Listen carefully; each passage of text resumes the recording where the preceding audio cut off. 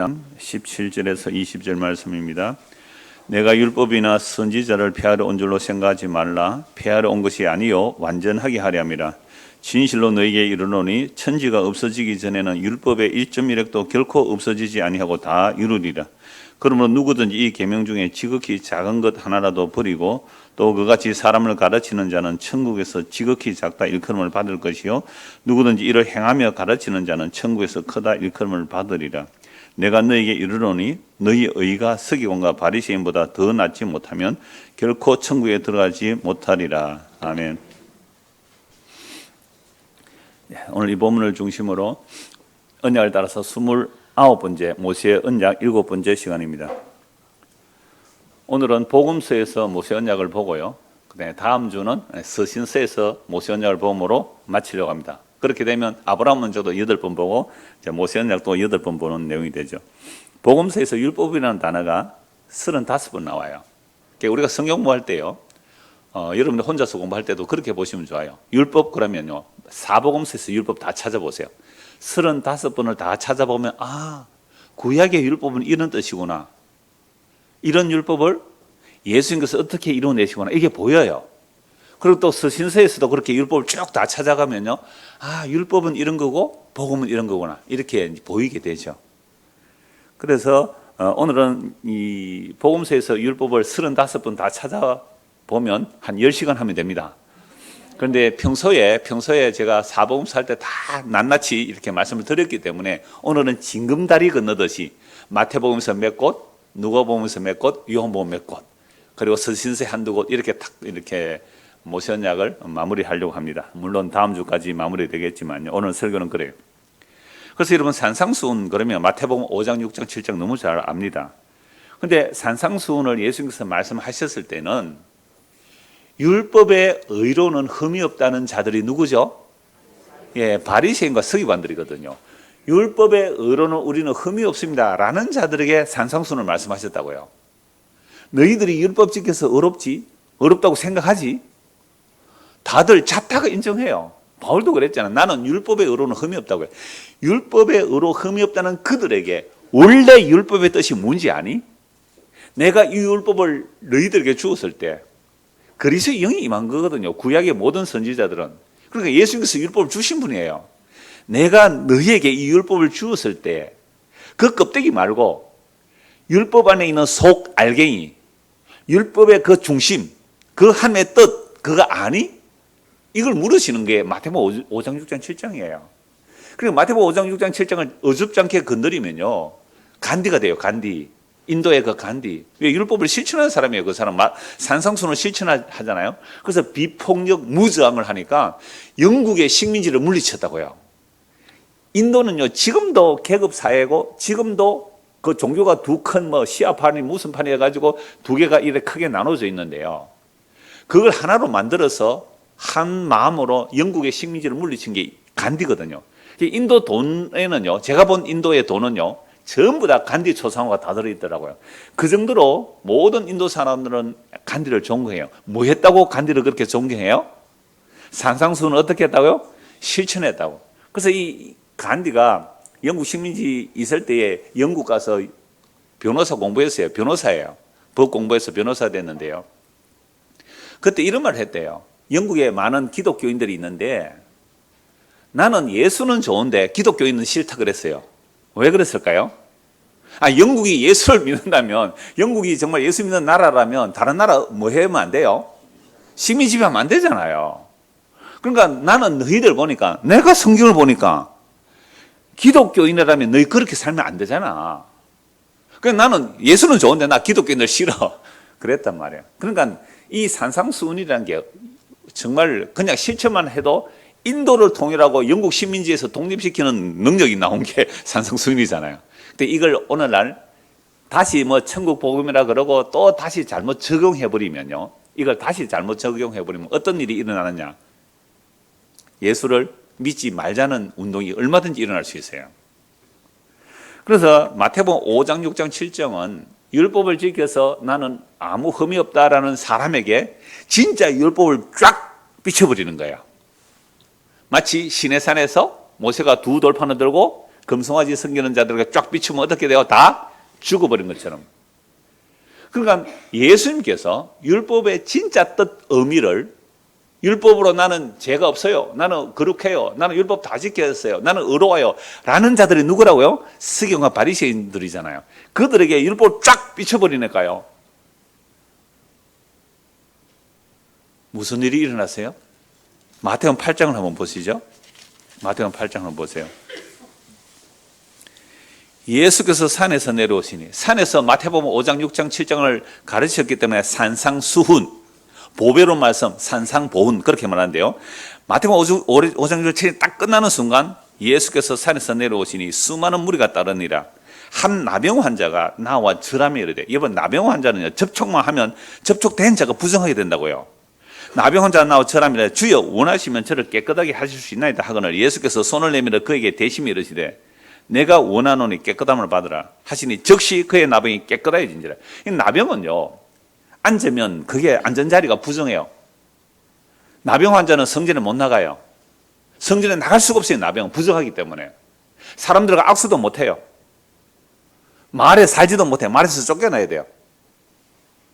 그러니까 나병이라는 것은요, 가장 큰 이게 병이에요. 다른 질병은 성전에 나갈 수 있는데 나병은 성전에도 못 나가고 마을에도 못 살고 쫓겨난 나병이거든요. 그런데 예수의 소문 듣고 와서 예수님 원하시면 저를 깨끗하게 할 수 있습니다. 예수님께서 나병 환자의 손을 어떻게 해요? 되었다는 것은 예수님 부정을 입는 거예요. 나병 환자의 부정을 자기가 다 짊어지는 거예요. 그러면서 4절 예수께서 이르시되 상가 아무에게도 이르지 말고 다만 가서 제사장이 내 몸을 보이고 모세가 명한 예물을 드려 그들에게 입증하라. 그러니까 모세가 명한 예물, 그러니까 나병 환자가 나오면 예물을 드려야 되는 모세 율법이 있잖아요. 그래서 명한 예물을 드려 그들에게 입증하라. 뭘 입증하는 거예요? 모세 율법에 의하여 나병이 된 자들, 모세 율법으로 머리부터 발끝까지 난 나병입니다 라고 된 자들은 예수님께서 고쳐주신다. 예수 믿으면 머리부터 발끝까지 나병이 완전히 단번에 영혼이 깨끗하게 된다. 이거 입증하라. 그래서 산상수훈을요, 어줍지 않게 지키려고 하면 예수 다시 죽이는 일이 되는 거죠. 그래서 산상수훈을 통하여 정말로 나는 머리부터 발끝까지 나병 환자입니다. 이게 발견돼야 성령께서 이 말씀을 우리 안에 비춰주신 거예요. 마태복음 5장 27절 한번 보실래요? 또 간음하지 말라. 율법에서 보면 간음하지 말라 했거든요. 그러면 바리새인 서기관들 간음했을까요? 안 했을까요? 안 했죠. 왜? 율법적에서 나는 의롭다 함을, 나는 율법의 의로는 흠이 없고 난 간음 안 했어요. 간음 안 했어요. 근데 속으로는 옆집 어떤 이쁜 여자 보고 마음의 음욕을 품었을까요? 안 품었을까요? 이때 대답하면 안 됩니다, 남자들. 당신도 그랬나 하고 또 집에 가서 부부 싸움합니다. 그러니까 나는 너에게 이르노니 음욕을 품고 여자를 보는 자마다 마음에 이미 간음하였느니라. 만일 네 오른 눈이 슬쩍하면 빼버리라. 이번 눈이 견물생심, 그죠? 견물생심. 눈이 보면 가지고 싶은 뭐 욕망이 생긴다고요. 네 눈이 탐심을 일으키래. 눈 빼버려. 손을 가지고 남의 것을 빼앗아 왔어요. 손 찍어버려. 나 간음 안 했어요. 나 도둑질 안 했어요. 네 마음에 도둑질 하고 싶은 마음 있지. 이게 예수님께서 산상수훈을 통하여 율법으로 흠이 없다는 자들에게 비춰버린 거예요. 그래서 이 말씀에 의하여 머리부터 발끝까지 내가 전적인 죄인임을 알면 주여 날 불쌍히 여겨주십시오. 불쌍히 여겨주십시오. 그래, 네 죄 내가 짊어지면 손대고 우리의 죄를 짊어져 버리죠. 이게 복음이잖아요. 그런데 이걸 안 전하고 어떻게 전해버리냐면, 봐라, 율법의 1.1획도 천지가 없어야 다 이루어져야 되니까 우리가 율법의 1.1획 다 지켜야 된다라고 말을 해버리죠. 그렇죠? 그러니까 19절에 보면 누구든지 이 계명 중에 지극히 작은 것 하나도 버리고 또 그같이 사람을 가르치는 자는 천국에서 지극히 작다 일컬음을 받을 것이요 누구든지 이를 행하며 가르치는 자는 천국에서 크다 일컬음을 받으리라 라고 하시면서 내가 너희에게 이르노니 너희 의가 서기관과 바리새인보다 더 낫지 못하면 결코 천국에 들어가지 못하리라. 그래서 지금 산상수훈이라는 것은 서기관과 바리새인들을 보고 말씀하시는 것만이 아니라 오늘 우리에게도 말씀하시는 거거든요. 너희 의가 뭐보다 나아야 돼요? 서기관과 바리새인의 의보다 나아야 된다. 그러려면 율법을 어떻게 해야 돼요? 우리가 어떻게 지켜야 돼요? 완전하게 지켜야 되죠. 완전하게. 그래서 예수님 이렇게 말씀하세요. 내가 율법이나 선지자를 폐하러 온 줄로 생각하지 말라. 폐하러 온 것이 아니라 뭐 하러 왔다고요? 완전하게 하려 합니다. 그럼 예수님께서 율법을 완전하게 하려 오셔서 율법의 조문 하나하나 1.1획도 틀림없이 서기관과 바리새인들처럼 지켰나요? 아니면 예수님이 십자가의 죽음으로 율법을 완전하게 하셨나요? 이거 확신이 별로 없는 것 같아요. 이거 너무 중요한 질문이에요. 지금 한국교회에 어떤 일들이 일어나냐 하면요. 보수적이라는 합동, 통합, 통합은 좀 진보적이죠. 그래서 고신, 합신, 합동. 여기 교수들이라는 자들이요. 예수님께서 십자가에서 죽는 죽음은 수동적 죽음으로 우리의 죄를 용서하신 죽음이고, 우리가 의롭다 함을 얻으려면 예수님도 율법을 완벽하게 지켜서 율법 지킨 의를 우리에게 주었다는 거죠. 그러니까 예수의 죽는 죽음은 단지 우리 죄를 용서하는 것이고, 우리가 의롭다함을 받는 것은 예수님께서 능동적으로 율법을 지켜서 그 의를 우리에게 전가했다. 이거 완전 이단 교리거든요. 근데 이걸 교수들이 인정하고 막 사람들이 동의를 해요. 성경을 가지고 얘기하는 게 아니라 어떤 신학자가 이렇게 말했고, 어떤 신학자가 이렇게 말했고, 이런 식으로 근거를 들으대요. 여러분, 예수님께서 안식일에 일을 하셨어요, 안 하셨어요? 여러분, 예수님께서 안식일에 일을 하셨어요. 유대인들은 안식일에 일하면 안 돼요. 율법에도 안식일에 일하면 안 돼요. 그런데 예수님이 막 일했다고요. 그래서 안식일을 어긴다고 예수를 죽이려고 했거든요. 그러면 예수님께서 율법 전문을 철두철미하게 문자대로 지킨 게 아니란 말이에요. 예수님의 십자가의 죽음으로 율법을 완성케 하는 거죠. 그래서 율법이 요구하는 게 뭔지를 알아야 돼요. 율법의 요구는 1.1획도 틀림없이 완벽하게 다 지켜. 그러면 의가 되는데, 요걸 알고 누가 지켰다고요? 서기관과 바리새인이 다 지켰거든요. 그래서 자기는 어렵다고 생각하는데 예수님 오셔서 뭐라고 말씀하세요? 율법의 1.1획도 틀림없이 완벽하게 다 지켜. 그런데 뭐까지 지켜라? 율법 아래 있는 속뜻도 지켜라. 율법 아래 있는 속뜻도 지켜라. 그래야 율법을 완전하게 하는 거야.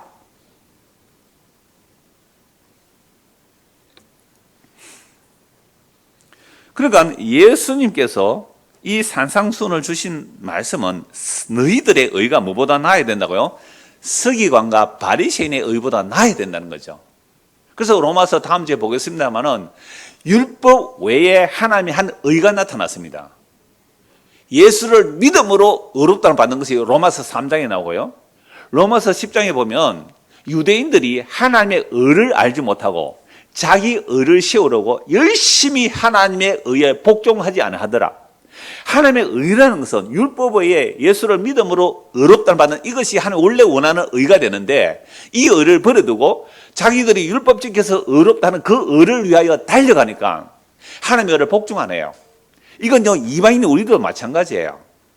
이방인은 우리가 자기 의를 가지고, 자기 잘한 것 가지고, 자기 또 뭐 잘하는 몇 가지 가지고 다른 사람보다 내가 낫다라고 생각하는 인간들, 이게 다 율법주의자예요.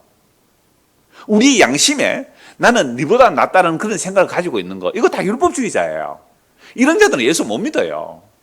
진짜로 예수를 믿는다는 것은요, 정말 스로버리게 여인이 돼야 되거든요. 그 스로버리 여인이 뭐라고 해요? 우리 금요일 성경시간에 나왔잖아요. 주여, 나는 개 같은 여자 맞습니다. 개 같은 여자입니다. 근데 개들도 주인의 상에서 떨어지는 떡 부스러기를 먹지 않습니까? 여자여, 내 믿음이 크도다. 이스라엘 중에 이만한 믿음이 없다. 오늘 우리가 교회당에 나와서 복음을 듣는다, 하나님의 말씀을 듣는다, 이건요, 자기 마음이 낮춰지지 않고 깨어지지 않으면요, 복음 전하는 자 돌 던진다고요. 예수를 죽인 자들이 왜 오늘날도 예수님의 그 복음 전하는 자들을 왜 미워하지 않을까요? 그러니까 우리는 이 성경 말씀을 너무 대충 봐세요. 어떤 영화에서 그런 대사가 나오더라. 당신 나를 너무 띄엄띄엄 본다. 이병헌이가 말했죠. 우리가 성경을 너무 띄엄띄엄 봐요. 좀 철저하게 한 말씀이라도 한번 제대로 적용을 해보세요. 딱 한 말씀 가지고. 가늠하지 말라. 나 간음 안 했어. 나 간음 안 했어. 간음하는 여자들이요. 세상과 벗대고자 함이 간음한 줄 모르냐? 그럼 세상 좋아요, 안 좋아요? 감사합니다. 좋아요 나왔어. 그걸 성경은 간음하는 자로. 야고보서 사도 그래. 간음하는 자요. 세상과 벗대고자 함이 간음하는 거라고요. 오늘 아침에 올 때 옷 뭐 입을 거 이제 가을이 왔는데 아무거나 입고 와도 됩니다.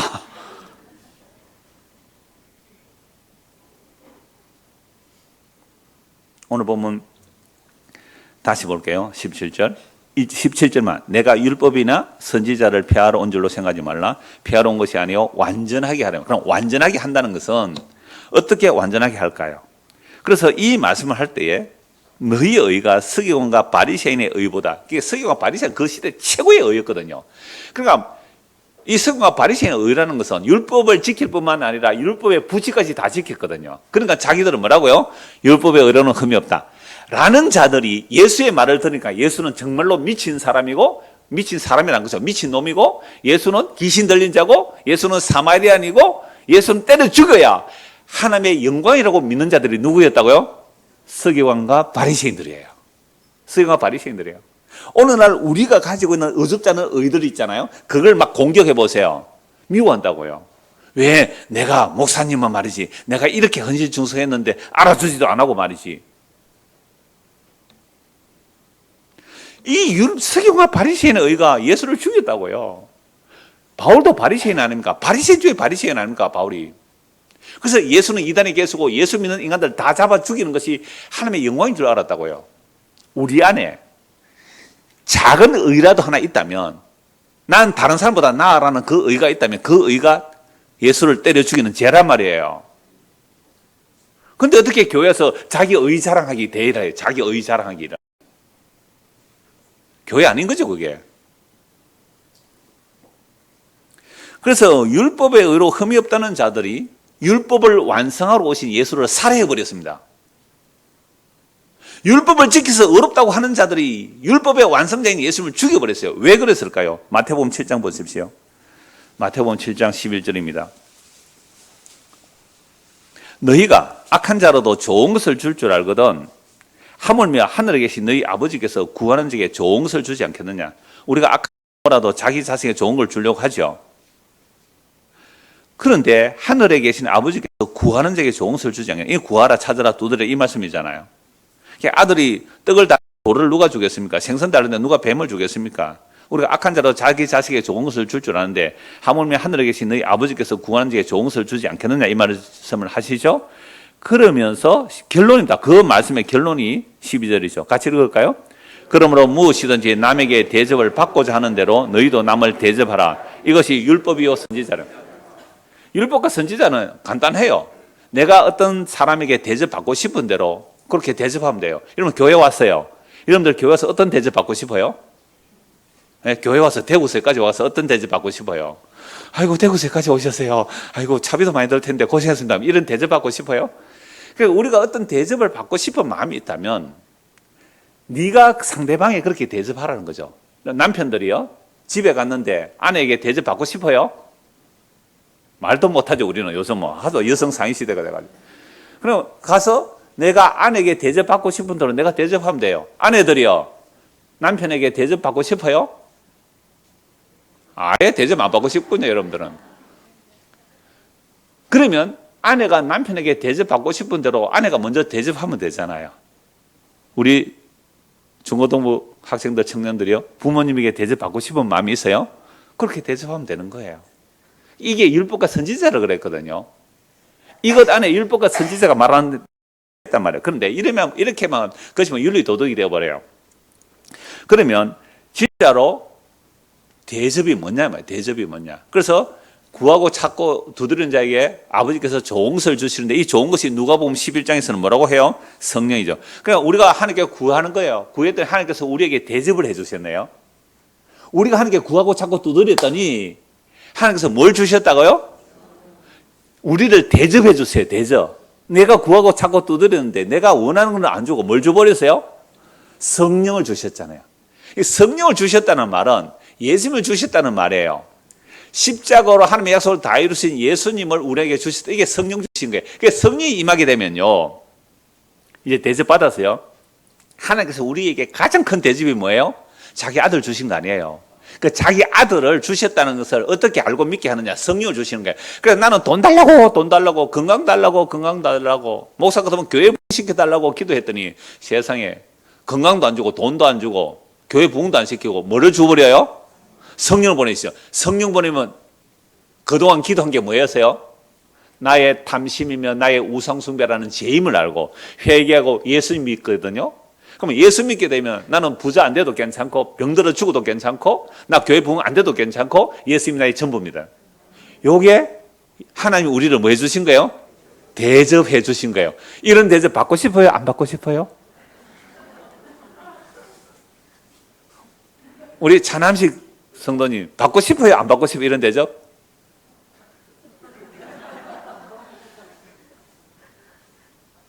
보세요. 부산에서 여기까지 고등학교 때부터 진리를 찾아 헤매다가 2년 전부터 교회 나가고 어떻게 듣고 여기까지 오신데 아직도 그 대접을 안 받고 싶대.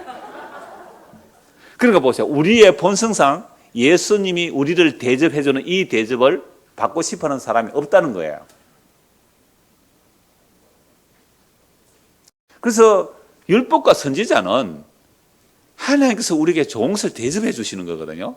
그 좋은 것을 대접해 주는 것이 예수 믿는 건데, 이 성령 임하는 건데, 성령 임하면 자기 죄를 알고 정말로 내가 그동안 기도해왔던 것, 내가 삶의 목적 방향들이 이게 우상숭배라는 죄인 줄 알고 보암직한 것, 먹음직한 것, 세상의 영광이 되는 것, 이게 죄인 줄 알고 그 욕망 때문에 내가 예수를 죽여버린 죄인 줄 알고 회개하고 예수 믿어요. 그러면 예수는 전부거든요. 예수는 영생이고 생명이고 부활이고 하나님의 영광의 기업이고 그 놀라운 그리스도가 우리에게 주어졌다면 우리는 다 받은 거거든요. 세상 것 하나 못 받아도 예수 믿으면 예수가 우리의 전부거든요. 이런 대접을 하나님께서 오늘 우리에게 하시려고 하는데 이런 대접을 받는 사람이 없어요. 그런 대접하려고 하니까 상 둘러 엎어버리고 가버려요. 나는 그들은 대접 받기 싫다고. 나는 그들은 대접 받기 싫다고. 교회가 뭐 여 아니면 없나. 나는 이런 대접 받기 싫다고.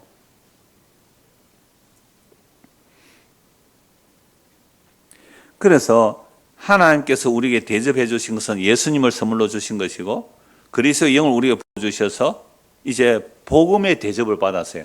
그러니까 바울 사도는 자기는 복음의 복음의 빚진 자예요. 내가 대접받았기 때문에 너무너무 놀라운 대접을 받았기 때문에 나는 복음을 전하다가 목숨 버리는 거 전혀 개의치 않습니다.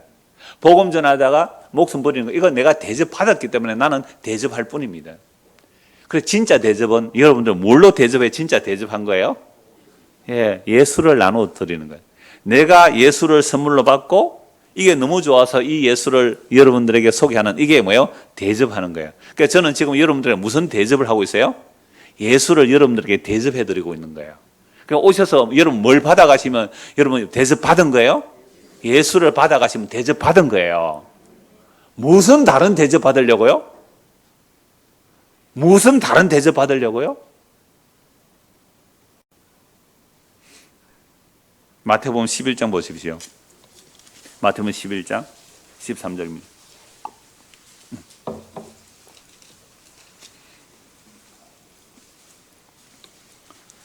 모든 선지자와 예언한 것은 요한까지니 만일 너희가 즐겨 받을진대 오리라 한 엘리야가 곧 이 사람이라. 여러분 율법과 선지자 율법하면 구약을 몽땅 포함하는 거예요. 그러니까 구약은 언제까지가 구약이에요? 요한까지나 요한. 그러니까 요한이 엘리야다 이 말이죠. 왜 이 말씀을 할까요? 마태복음 바로 앞에 말라기가 있는데요. 한번 찾아보십시오. 말라기 4장입니다. 구약 성경 마지막이에요. 말라기 4장 5절 보세요. 말라기 4장 5절 6절입니다. 보라 여호와의 크고 두려운 날이 이라. 4절부터 볼게요. 너희는 내가 호렙에서 온 이스라엘을 위하여 내 종 모세에게 명령한 법 곧 율례와 법도를 기억하라. 모세 언약 말씀하고 있죠. 구약 말라기는 구약 성경 마지막이죠. 보라 여호와의 크고 두려운 날이 이르기 전에 내가 선지자 엘리야를 너희에게 보내리니 그가 아버지의 마음을 자녀에게로 돌이키게 하고 자녀들의 마음을 그들의 아버지에게로 돌이키게 하리라. 돌이키지 아니하면 두렵건대 내가 와서 저주로 그 땅을 칠하노라. 구약 마지막이 딱 경고죠. 여러분의 마음을 아버지께로 돌이켜야 돼요. 그렇지 않으면 저주로 친다는 거죠. 그런데 그 여호와의 날, 크고 두려운 날, 이게 구약에서는 메시아 오시는 날이에요. 예수님 오시는 그 날에 이게 이루어질 건데, 이게 초림을 말하고 있습니다. 재림이 아니에요. 초림을 말하고 있는데, 그때 엘리야가 올 거다. 이 말라기 선지자를 끝으로 무려 400년 동안 선지자가 나타나지 않았어요. 400년 지나서 세례 요한이 낙타 트로를 쓰고 메뚜기가 석청을 먹으면서 누구 생각이 나요? 엘리야. 그래 엘리야의 심령으로요. 엘리야의 심령으로. 엘리야의 심령으로 회개하라 천국이 가까이 왔다. 지금 율법 지키다는 바리새인 스기가 올 때 이렇게 말해요. 이 독사의 자식들아. 독사의 자식들아. 예수님 이 독사의 새끼들아. 아니 율법에 의로 흠이 없다는 자들 보고 회개하라고요. 회개가 될까요? 안 될까요? 안 되죠. 이들은. 나 죄 없는데. 누구는 회개할까요? 세리와 죄인과 창기들은 회개해요. 근데 이들은 회개 안 해요. 왜? 자기 의가 있기 때문에. 400년 뒤에 그래서 세례 요한이 세례를 베풀고 회개라 천국이 가까이 왔다는 것은 자기 뒤에 오시는 누구요? 예수님. 그래서 예수님께서 요단강에서 요한에게 세례 받을 때에 하늘에서 성령이 임하죠. 그때 요한이 하는 말이 보라 세상 죄를 지고 가는 하나님의 어린 양이 돼. 그러니까 모든 구약 성경은 세례 요한의 손가락에 모아져서 예수님을 증거하는 것이죠. 그래서 율법과 선지자는요 요한 때까지예요. 요한 이후로는 하나님의 복음이 선포되고 그 복음 안으로 하나님의 백성이 몰려오는 거죠. 12장입니다. 마태복음 12장 1절. 1절에서 8절 제가 읽어드리겠습니다. 그때에 예수께서 안식일에 밀밭 사이로 가실새 제자들이 시장하여 이삭을 잘라 먹으니 바리새인들이 보고 예수께 말하되 보시오 당신의 제자들이 안식일에 하지 못할 일을 하나이다. 예수께서 이르시되 다윗이 자기와 그 함께한 자들이 시장할 때 한 일 잃지 못하였느냐? 그가 하나님의 전에 들어가서 제사장 외에는 자기나 그 함께한 자들이 먹어서는 안 되는 진설병을 먹지 아니하였느냐? 또 안식일에 제사장들이 성전 안에서 안식일을 범하여도 죄가 없음을 너희가 율법에서 읽지 못하였느냐? 내가 너희에게 이르노니 성전보다 더 큰 이가 여기 있느니라. 나는 자비를 원하고 제사를 원하지 아니하노라 하신 뜻을 너희가 알았더라면 무지한 자를 정죄하지 아니하였으리라. 인자는 안식일의 주인이라 하시니라. 그럼 예수님께서 뭐하러 오셨느냐? 율법을 뭐하러 오셨다고요? 완성하러 오셨잖아요. 그러니까 율법에서 안식일을 기억하여 거룩하게 지켜라. 안식일을 거룩하게 지키는 방법이 뭐였어요? 일하지 아니하면 일하지 아니함. 그런데 예수님의 제자들을 보니까 바리새인들 딱 보니까 딱 노렸죠. 안식일에 뭐 했다고요? 길 가다가 밀 이삭 잘라서 비벼서 먹었어요. 이거 뭐 탈곡을 한 것이고 뭐 이 방앗간에 돌린 것이고 하여튼 뭐 여러 가지 죄가 더 걸린다고요. 그러니까 왜 당신의 제자들은 안식을 안 지켜요? 라고 예수를 공격해요. 누가요? 바리새인 서기관들이 당신들은 왜 안식을 안 지켜요? 안식에 못할 일을 해요. 예수님이 딱 말씀하죠. 다윗이 이거 안식일이죠. 다윗이 도망가다가 안식일에 도망가면 안 되잖아요. 안식일에 다윗이 도망가다고요. 도망가면 안 돼요. 그러니까 안식일날 그 앞에 이제 떡을 넣어놨다가 물려낸 그 떡은 제사장만 먹는데 그 떡 다윗이 먹었거든요. 이 떡을 준 제사장 사울에게 다 죽어요. 복음한 제사장, 구약에서 복음한 제사장이라고요. 또 하나, 안식일에 제사장들이 성전 안에서 안식을 범하여도 여러분 안식일 날 구약의 제사장들은요 중노동이에요. 중노동. 그 많은 사람들이 재물 들고 오는데 물론 재물 들고 온 자들이 잡기는 하지만 그 안수하고 피 뿌리고 분향하고 하는 그 일들은요 제사장 중노동이에요. 안식일에 제사장들이 성전에서 일해도 그게 안식을 율법을 어기는 게 아니지 않느냐. 그런데 성전보다 더 큰 사람이 내가 왔다. 나는 자비를 원하고 제사를 원하지 않는다. 제사라는 것은 자비를 보여줘야 되는데 내가 제사 원하느냐. 그 제사를 통해 하나님의 자비가 없으면 우리는 다 죽는다. 짐승에 피 흘림이 없으면 우리는 다 죽는다. 그거 알라고 제사 지내라 했는데 너는 제사 지낸다고 하면서 자비는 잃어버렸네. 내가 안식일의 주인이다. 이런 예수를 사람들이 어떻게 합니까? 죽여버리려고 하죠. 마태복음 22장 보십시오. 지금 율법과 예수님이 충돌이에요. 율법의 완성자, 안식일의 완성자로 온 예수를 껍데기 율법 지키는 자들이 예수를 죽이는 이야기 아닙니까? 마태복음 22장 34절입니다. 예수께서 사두개인들로 대답할 수 없게 하셨다 함을 바리새인들이 듣고 모였는데, 사두개인들이 예수께 질문한 이유가 뭐예요? 부활이 없다. 자주 말씀드렸죠? 사두개인들은 모세 오경만 믿기 때문에 모세 오경 안에는 명시적으로 부활이 없다라고 생각했기 때문에 부활이 없다라고 하면서 출애굽기 또 신명기 이런 말씀을 가지고 예수님을 시험하는 거예요. 뭐라고 시험합니까? 분명히 율법에 의하면 신명기법에 하면 큰 형이 결혼했는데 죽어버렸어요. 그러면 둘째가 어떻게 해요? 형수를 제 아들을 낳아줘야 돼요. 이게 율법이에요. 신명기 6장 신명기에 나오는 신명기 25절에 나오는 율법의 말씀이거든요. 그러나 둘째도 형수를 취했는데 또 죽었고, 셋째도 죽었고, 넷째도 죽었고, 다섯, 여섯, 일곱째 아들까지 다 죽어버리고, 그럼 아내는 한 명인데 남편이 몇 명이에요? 7명. 그럼 부활했다. 그러면 이 여자는 어느 남편하고 살아야 됩니까? 예수님 뭐라고 말씀하세요? 너희가 성경도 알지 못하고 하나님의 능력도 알지 못해서 너희는 오해했다. 부활 후에는 시집가고 장가가고 안 한다. 있을 때 잘하세요. 천국 가서도 남편 옆에 있으면 어떻게 하실래요? 경계합니다. 그러니까 천국에 그런 일 없으니까 그러면서 예수님께서 이렇게 말씀하시잖아요.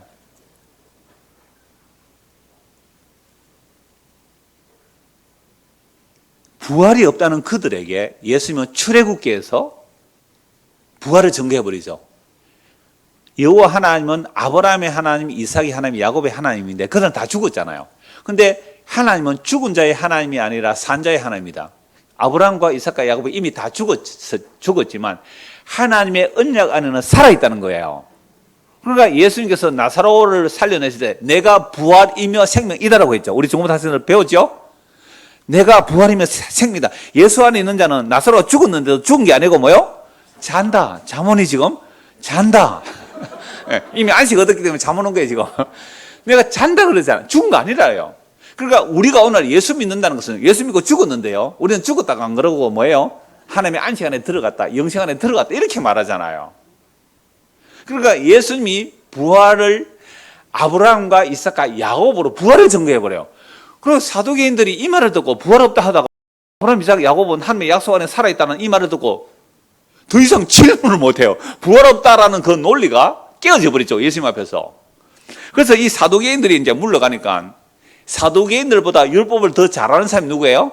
바리새인들이죠. 왜? 바리새인들은 구약성경 다 믿으니까, 율법, 선지서, 시편 다 믿으니까 이들이 이제 예수님께 또 도전하러 온 거예요. 35절. 그 중에 한 율법사가, 율법 선생이란 말이죠, 예수를 시험하여 묻되 선생님, 율법 중에서 어느 계명이 큽니까? 누구에게 율법을 물어요? 시험 출제자에게. 시험을 묻는 거 아니에요? 문제를 묻는 거 아니에요? 예수께서 이르시되 네 마음을 다하고 목숨을 다하고 뜻을 다하여 주 너의 하나님을 사랑하라 하셨으니 이것이 크고 첫째 되는 계명이요 둘째도 그와 같은 내 이웃을 내 자신같이 사랑하라 하셨으니 이 두 계명이 온 율법과 선지자의 강령이라. 여러분, 중고등학생은 강령이 뭐예요? 강령? 핵심되는 큰 줄거리, 으뜸이 되는 큰 줄거리라는 거예요. 그러니까 율법과 선지자가 이렇게 성경이 두껍지만 이 구약성을 딱 압축하면 그 핵심 내용이 뭐예요? 하나님 사랑, 이웃 사랑인데 우리가 상상하는 하나님의 사랑, 이웃 사랑 아니에요. 어느 정도로 하나님 사랑, 이웃 사랑이에요? 마음을 다하고 목숨을 다하고 뜻을 다하여. 마음을 다하고 목숨을 다하여 뜻을 다하여 우리의 온 몸과 마음과 영혼을 다하여 하나님을 사랑하고 내 이웃을 내 몸처럼 사랑하는, 이것이 율법과 선지자가 말하는 핵심 내용이다. 그러니까 율법을 완벽하게 다 지켰다면 바리새인 서기관들이 어떻게 해야 돼요? 율법을 완벽히 정말로 속 내용까지 다 지켰다면 어떻게 해야 돼요? 정죄 판단이 아니라 하나님을 사랑하고 이웃을 사랑하는 모습으로 나와야 되잖아요. 그런데 율법 지켰다는 이 바리새인들의 어줍잖은 자기 의를 가지고 남을 정죄 판단하나요? 니는 세리라서 안 되고, 니는 창기라서 안 되고, 너는 이방이라서 안 되고, 너는 할례 안 받아서 안 되고, 너는 안식 안 지켜서 안 되고, 너는 십주 안 해서는 안 되고, 전부 다 판단하고 있어요. 이게 오늘날 교회 안에 없습니까? 교회 하니까 좀 넓으니까 좀 안심이 돼요. 이게 우리 안에 없습니까? 우리 안에 율법의 판단과 잣대가 다 있어요. 자기 가치관을 따라 자기 생각 다 있단 말이에요.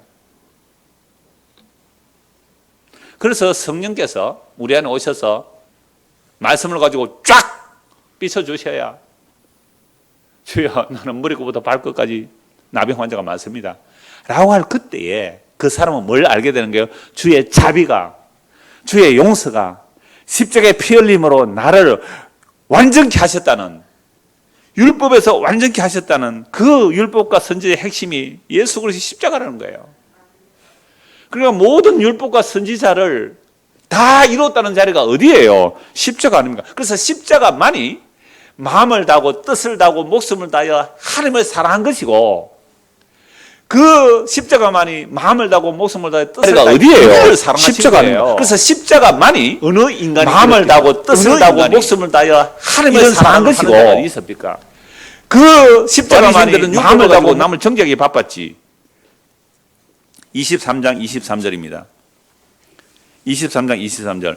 화 있을진저. 예수님께서는 지금 바리새인 서기관들 보고요, 저주를 퍼부어요. 저주를 퍼부어요. 너희들은 뭐 율법 지켜서 어렵다고, 이 저주받을 인간들아. 얼마나 엄청난 저주를 퍼붓고 있는지 몰라요. 마태복음 23장에서. 끊임없이 외식하는 서기관 바리새인들은 너희는 회치라 무덤이다. 화 있을진저, 화 있을진저. 얼마나 이렇게 저주를 퍼붓고 있는지 몰라요. 23절. 화 있을진저 외식하는 서기관들과 바리새인들이여, 너희가 박하와 근처의 11조는 들이되 율법에 더 중한 바 정의와 긍휼과 믿음은 버렸도다. 그러나 이것도 행하고 저것도 버리지 말아야 할지니라. 이 말씀을 가지고 신약에도 11조 해야 된다는 사람이 많은데요. 그런데 이 말씀을 다시 보십시오. 바리새인들은 11조를 철두철미하기 위해서 어떤 것까지 11조를 한다고요? 텃밭에 박하 좀 심어놓은 거, 회향 좀 심어놓은 거, 이거 향신료거든요. 여러분들 농촌에 마당 있는 집에 살면 그 텃밭에 뭐 하나 심어놔요? 향신료 하기 위해서? 방아. 방아. 맞아요. 방아. 또요? 산초나무 하나. 그 산초나무 하나 방아 심어놓은 그거까지도 방아 이파리 100개 따서면 몇 개 11조요? 방아 이파리 10개는 11조. 성전에 갖다 바쳐야 돼요. 요렇게까지 철두철미 11조를 하는데, 그런데 문제는 뭐예요? 11조로의 더 중요한 내용이 뭐예요? 하나님의 정의와 긍휼이잖아요. 하나님의 정의와 긍휼을 버려버렸다는 거예요. 그래서 예수님께서 이것도 행하고 저것도 해야 된다 이렇게 말해요. 이걸 하든지 저걸 하든지 이렇게도 해석할 수 있어요. 그 헬라 번역을 보면 네 이걸 하든지 저걸 하든지 네 알아서 해봐라. 우리 인간은요, 이거 할 수 없어요. 온전한 11조 드릴 인간이 없어요. 마음을 다하고 목숨을 다하고 힘을 다해 하는 자가 없어요. 그래서 11조 개념도 토지 소산의 천만물이고 처음것이 희생됨으로 나머지가 거룩해진다는 예수 그리스도를 보여주는 거잖아요. 왜 그러면 예수님께서 이것도 버리지 말고 저것도 버리지 말라고 했어요? 십자가 지기까지는. 예수는 그 율법의 조문들을 완벽하게 지킨 게 아니에요. 뜻과 의미에서 지킨다. 뜻과 의미에서. 그 다음에요. 23장 33절 35절도 보십시오. 뱀들아 독사의 새끼들아. 무섭죠. 율법의 의로 흠이 없다는 서기관 바리새인들 보고 대놓고 했으면 이 뱀들아 이 독사의 새끼들아, 너희가 어떻게 지옥의 판결을 피하겠느냐. 그러므로 내가 너희에게 선지자들과 지혜 있는 자들과 서기관들을 보내면, 누가 보냈다는 거예요? 예수님이 보내셨어요. 내가 너희에게 선지자들과 지혜 있는 자들과 서기관들을 보내면 너희가 그 중에서 들어는 죽이거나 십자가에 못 박고 그 중에는 들어는 너희 회당에서 채찍질하고 이 동네에서 저 동네로 따라다니며 박해하리라. 그러므로 의인 아벨의 피로부터 성전과 제단 사이에 너희가 죽인 바라가의 아들 사가랴의 피까지 이 땅 위에서 흘린 의로운 피가 다 너희에게 돌아가리로다. 내가 진실로 너희에게 이르노니 이것이 다 이 시대에 돌아가리라. 구약에 그리스도의 영이 임하여 그리스도를 증거한 자들을 어떻게 했다고요? 핍박하고 십자가에 못 박아 죽여버리고 때리고 그렇게 했다는 거죠. 그러니까 의인 아벨의 피로부터 그 성전에서 죽은 사가랴의 피까지 이 시대가 다 감당할 거다. 왜? 그 선지자들이 증거한 나 예수를 너희가 죽일 것이기 때문에 너희의 피가 이 시대에 돌아가리라. 하시고서 예수님 우세요. 하시고서 예수님 우신다고요. 37절 39절 보실까요? 예루살렘아 예루살렘아 선지자들을 죽이고 네게 파송된 자들을 돌로 치는 자요. 왜 선지자를 죽였어요? 바리새인과 서기관 같은 자들이 자기 의를 가지고 가짜 제사 드리는 그런 의를 가지고 선지자를 죽였어요. 암탉이 그 새끼를 나귀 아래 모은 같이 내가 네 자녀를 모으려 하늘이 몇 번이더냐. 그러나 너희가 원하지 아니하도다. 보라 너희 집이 황폐하여 버려진 바 되리라. 내가 너희에게 이르노니 이제부터 너희는 찬송하리로다 주의 이름을 오시니 할 때까지 나를 보지 못하리 하시네 하고 십자가를 지러 가시죠. 누가복음 11장 보십시오. 누가복음 11장. 지금 징검다리처럼 복음서 안에서 율법의 의미를 찾아 나가는 겁니다. 누가복음 11장 1절.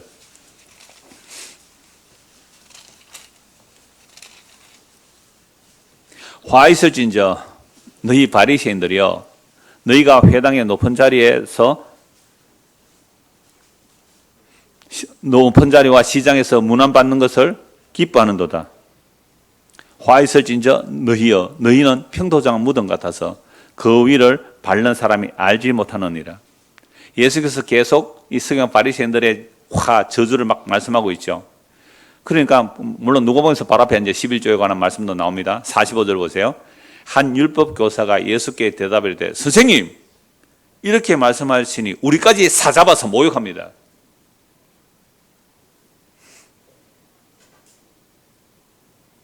(46절) 이르시되 화 있을진저 또 너희 율법 교사여 지기 어려운 짐을 사람에게 지우고 너희는 한 손가락도 이 짐이 되지 않는도다. 화 있을진저 너희는 선지자들의 무덤을 만드는도다. 그들을 죽인 자도 너희 조상들이도다.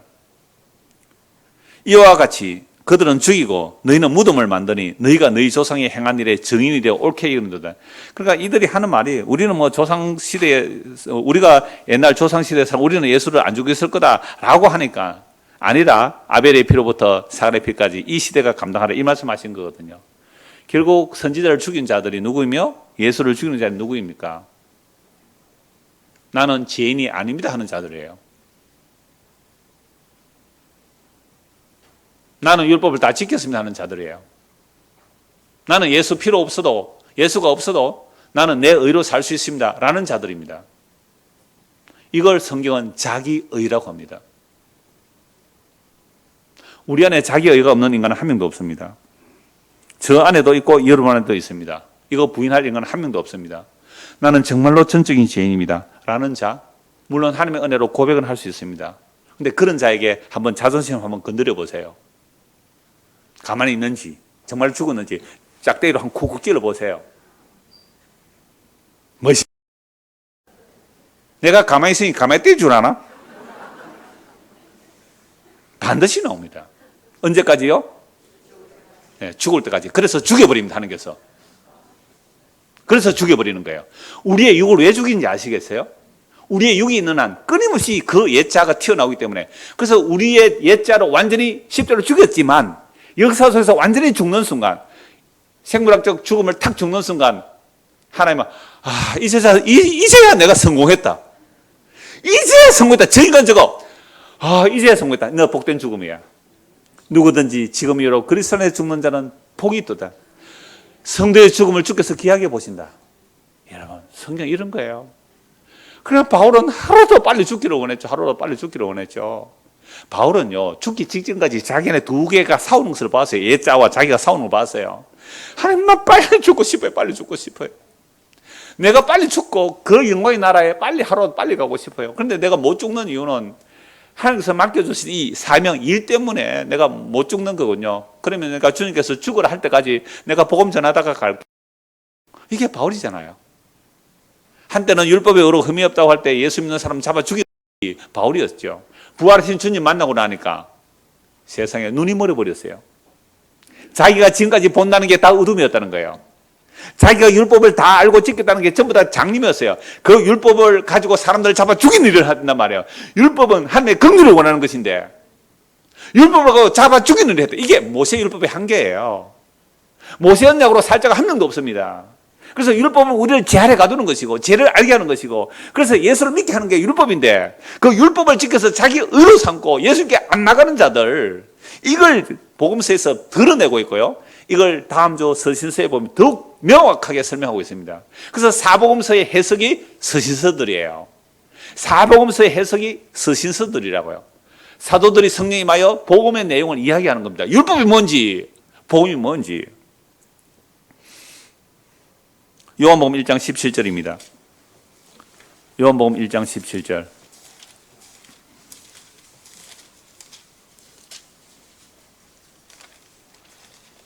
율법은 누구로 말미암아?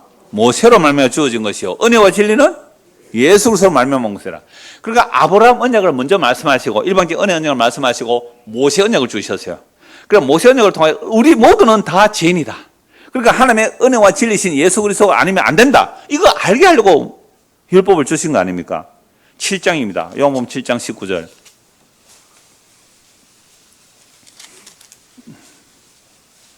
이 율법을 받은 자들이요, 율법을 완성자 예수를 죽이려고 하는 내용이요. 요한복음 7장 19절. 모세가 너희에게 율법을 주지 아니하였느냐? 너희 중에 율법을 지키는 자가 없도다. 율법을 제대로 지킨다면 예수를 죽여요, 예수를 믿어요. 그러니까 율법을 제대로 지킨다면 너희가 날 믿어야 될 텐데 너희가 나를 죽이려 하구나. 그러니까 너희는 모세 율법을 지키는 자가 없다 이렇게 말하죠. 너희 중에 율법을 지키는 자가 없도다. 너희가 어찌하여 나를 죽이려 하느냐? 무리가 대답하되 당신은 귀신 들렸다. 이런 예수님 보고 뭐라 그래요? 귀신 들렸다. 누가 당신을 죽이려 하나이까? 라고 말하죠. 근데 이미 예수 죽이기로 다 결의했습니다. 누가 요한복음 다 보면 예수를 죽이기로 결의했단 말이에요. 요한복음 15장입니다. 요한복음 15장 23절. 율법을 가지고 지금 예수를 미워하고 예수를 죽이는 자들이 이 당시에 서기관 바리새인들 아닙니다. 오늘 우리가 가지고 있는 어떤 윤리도덕적인 의 또는 교회에 나온 종교적 자기가 우월한 의, 그 모든 판단들, 이거요, 우리 안에 있는 선악의 판단에 일하는 죽어 마땅한 죄의 흔적들이에요. 요한복음 15장 23절입니다. 나를 미워하는 자는 또 내 아버지를 미워하느니라. 그러니까 보세요. 예수님을 믿었다면 22절을 한번 보실래요? 내가 와서 그들에게 말하지 아니하였더라면 죄가 없어서 지금은 그 죄를 핑계할 수 없다. 그러니까 율법을 지켜서 의롭다 하는 자들이요, 자기 죄인 줄 몰랐을 거예요. 예수님께서 와서 완전히 율법의 뜻을 드러냈기 때문에 이제는 그 죄를 핑계할 수가 없습니다. 나를 미워하는 자는 또 내 아버지를 미워하느니라. 내가 아무도 못한 일을 그들 중에서 하지 아니하였더라면 그들에게 죄가 없었으니와 지금은 그들이 나와 내 아버지를 보았고 또 미워하였도다. 그러나 이는 그들의 율법에 기록된 바 그들이 이유 없이 나를 미워하였다 한 말을 응하게 하렵니다. 요 이유 없이 미워하였다 이 말씀이 예수님은 율법이라 그러잖아요. 근데 밑에 각종 기억을 보면 뭐라고 되어 있어요? 시편 35편 19절, 69편 4절. 그러니까 시편도 율법 안에 속한다 이 말이죠. 그러니까 구약을 나눌 때에 율법과 선지자와 시편에서 이렇게 말해요. 그러니까 율법에, 즉 시편에서 예수를 뭐 한다고요? 이유 없이 미워요. 이유 없이 미워요. 예수가 그냥 이유 없이 미워요. 막. 여러분 믿습니까 주변에? 이유 없이 미워 그 사람이 막. 그 사람 복음 전하는 사람입니다. 막 이유 없이 미운 사람 있잖아요. 막 이유 없이 미워요. 그래서 예수님께서 율법을 완성하러 오셨죠. 율법과 선지자와 시편의 모든 말씀들을 하나님의 약속 그리스도로 인하여 완성하러 오셨어요. 그래서 요한복음 19장 30절 안 찾아도 알죠. 이 말씀은 어떻게 해요? 예수께서 신 포도주를 받으신 후에 이르시되 다 이루었다 하시고 머리를 숙이니 영혼이 떠나가시네. 예수님의 십자가의 죽으심으로 그 영원한 생명을 우리에게 넘겨주시는 일이 일어났죠. 그래서 예수님의 십자가만이 율법과 선지자와 시편의 말씀들을 완성하신 것이죠. 그래서 예수님께서 온 것은 율법을 폐하러 온 것이 아니라 뭐하러 오셨다고요? 완전하게 하러 오셨다. 십자가에서 완전하게 하셨어요. 그래서 누가복음 24장 한번 보십시오. 요한복음 바로 앞에 누가복음 24장입니다. 24장 44절. 자, 부활하신 예수님께서 엠마오 마을로 내려가는 두 제자에게도 부활하신 자기 모습을 보여주면서 봐, 내가 부활했잖아 이렇게 안 하시고 율법과 선지서의 글로 그들에게 그리스도의 고난과 중과 부활을 설명하고요. 이 엠마오 마을로 내려가던 자들이 다시 예루살렘 왔을 때에 그렇게 제자들이 모여있을 때 예수님 다시 나타나셔서 이렇게 말씀하셨어요. 부활하신 예수님 말씀하시는 겁니다. 누가복음 24장 44절입니다. 또 이르시되 내가 너희와 함께 있을 때에 너희에게 말한 바 곧 모세의 율법과 선지자의 글과 시편의 나를 가리켜 그 기록된 모든 것이 이루어져야 하리라 한 말이 이것이다. 그리스도의 죽음과 부활, 그리고 앞으로 성천도 일어나죠. 그리고 성령을 보내실 것과 재림할 이 모든 내용들도 구약에 다 기록됐단 말이죠. 이에 그들의 마음을 열어 성경을 깨닫게 하시고 또 이르시되 이같이 그리스도가 고난을 받고 제3일에 죽은 자 가운데서 살아날 것과 또 그의 이름으로 제3을 받게 하는 회개가 예루살렘에서 시작하여 모든 족속에 전파될 것이 기록되었으니 너희는 이 모든 일의 증인이라. 볼지어다 내가 내 아버지께서 약속하신 것을 너희에게 보내리니 너희는 위로부터 능력으로 입혀질 때가 이 성에 머물라. 그래서 10일 동안 머물고 있다가 누가 오셨어요? 예수님께서 부활 성천하셔서 성령을 부어주셨죠. 성령님에서 그때부터 회개하라, 주 예수를 믿어라, 이 복음을 선포했을 때에 예루살렘에서 유대와 사마리아와 땅 끝까지, 오늘 우리 대한민국에 우리까지 온 기간이 몇 년 걸렸어요? 약 2000년이 걸렸어요. 1930년도에, 아니 좀 더 일찍이죠. 그러니까 약 2000년 걸려서 우리 대한민국에도 이 복음이 들어왔거든요. 그럼 이 복음은 사람들에게 환영받을 복음이에요? 배척받을 복음이에요? 배척받는 거예요. 그래서 소수예요, 소수. 근데 수많은 다 환영한다면 그건 다른 복음일 수 있어요. 그래서 언제나 소수로 가는, 소수로. 그래서 이 그리스도의 고난과 부활을 성령 임한 사도들이 어떻게 전해요? 이때는 신약 없어요. 구약 성경을 가지고 그리스도의 고난과 죽음과 부활을 증거해요. 그래서 성령 임하여 복음 전한 그 내용들, 그리고 예수님의 말씀을 해석한 것이 서신서들이죠. 한국 복음 말씀 마무리하겠습니다. 로마서, 두고 보죠. 다음 주에 볼 내용인데 미리 당겨서 맛보기를 한번 보십시오. 로마서 10장입니다. 로마서 10장 1절입니다. 로마서 10장 1절. 형제들아, 내 마음에 원하는 바와 하나님께 구하는 바는 이스라엘 위함이니 곧 그들로 구원을 받게 함이니라. 내가 증언하노니 그들이 하나님께 뭐는 있으나 열심, 하나님에 대한 열심으로 뭐까지 했어요? 살인까지 하죠. 율법에 관한 열심으로 뭐까지 했다고요? 살인까지 했어요. 살인까지. 이 바울 아닙니까? 그런데 바울이 지금 복음 전한다고요. 로마서 바울이 기록했죠. 하나님에 대한 열심이 있었는데 그 열심이 너무 지나쳐서 살인까지 했다고요. 그래서 신앙생활은 열심히 하는 게 중요한 게 아니고 뭐요? 바르게 해야 된다고. 저 주망교회 교회 표지에 그려놨더라고요. 그 홈페이지에. 신앙은 열심히 하는 게 아니라 바르게 해야 된다고요. 그러니까 우리는 어떻습니까? 열심히 합니까? 바르게 합니까? 열심히도 안 하고 바르게도 안 하고 뭡니까? 깨르게 하죠. 자, 내가 증언하노니 그들이 하나님께 열심히 있으나 뭘 따르지 않고요? 올바른 지식을 따른 것이 아니라 하나님의 의를 모르고, 하나님의 의는 무슨 의예요? 예수 믿음으로 의롭다함을 받는 율법에 나타난 하나님의 의를 모르고 뭐 한다고요? 지 의를 세우려고 힘써 하나님의 의에 복종하지 않았어요. 예수 믿는 오늘 우리도 마찬가지예요. 교회당에 오는 우리도 마찬가지예요. 그 십자가의 의를 버리고요. 나 복음 알잖아. 이것 가지고 또 자기 의 세울 수 있겠죠. 그죠? 나 성경 많이 알잖아. 이것 가지고 또 자기 의 세울 수 있잖아요. 나 대구서 여기까지 왔잖아. 나 밀양서 여기까지 왔잖아. 부산도 있네요. 그럴 때는 양양에서 옵니다. 다음 주에서 양양에서 올 거예요. 강원도 양양에서. 예약되어 있어요. 나 양양에서 왔는데 너희들 입 닫아. 하나님의 의를 모르고. 그 양양에서 다음 주 토요일 온다 그랬는데요. 나는 또 제가 좀 띨띨하잖아요. 어제 오느라고 기다렸거든요.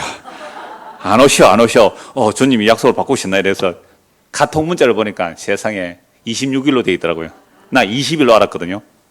오늘이 19일로 알았어요. 하나님의 의를 모르고 어떻게 해요? 자기 의를 세우려고.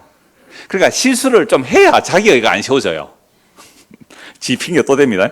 하나님의 의를 모르고 자기 의를 세우라. 보세요. 우리는 예수 믿고 나도 끊임없이 자기를 세우려고요. 이렇게 하면 할수록 뭐가 없어져요?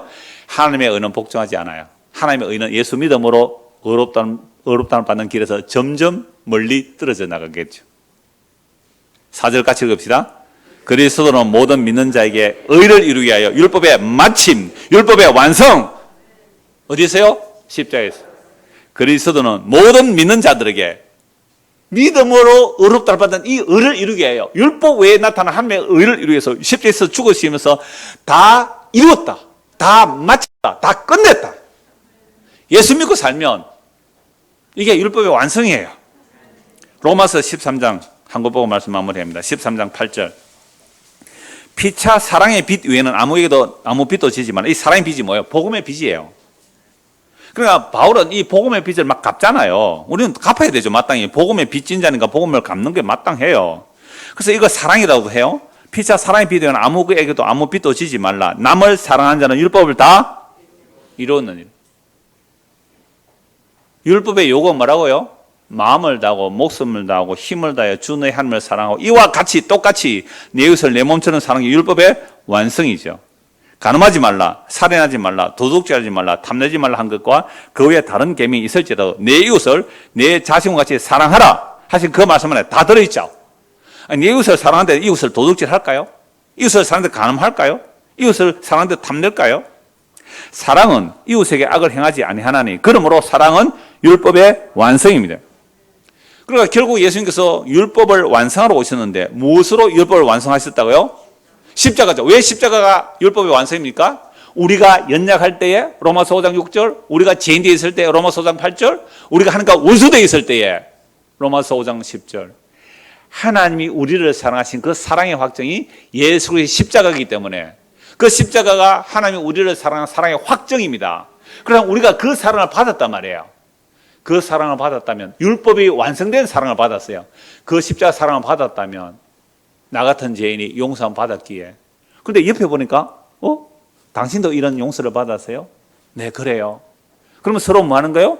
사랑을 받았기에 사랑을 누리고 그 사랑을 또 전하며 살아가는 자들을, 이게 율법의 완성을 이루신 예수 그리스도가 오늘 성령을 보내시고 성령이 임하게 되면 예수님의 십자가가 사랑의 완성을 하고 그 십자가의 사랑 안에 살고 그 십자가의 사랑을 누리고 살고 그 십자가의 사랑을 나누며 살 때에 결코 많은 사람들이 좋아하지는 않습니다. 그러나 하나님의 택한 백성들은 그 십자가의 사랑으로 서로 사랑하는 그리스도의 몸으로의 교회가 세워질 거예요. 이 은혜가 우리 모두에게 임하기를 소원합니다. 기도하겠습니다. 하나님 아버지, 율법의 의로는 결코 하나님 앞에 나갈 수가 없습니다. 그 모든 율법을 십자가로 완성하시고 우리에게 놀라운 사랑을 부어주셨습니다. 그 십자가의 사랑 안에서 또한 같은 사랑을 받은 자들끼리 서로 사랑하며 그 사랑을 나누며 살 수 있는 이 은혜를 허락하여 주셔서 그리스도의 십자가의 그 놀라운 사랑만 우리 모두에게 우리의 삶의 현장에서 나타날 수 있도록 은혜를 더하여 주시옵소서.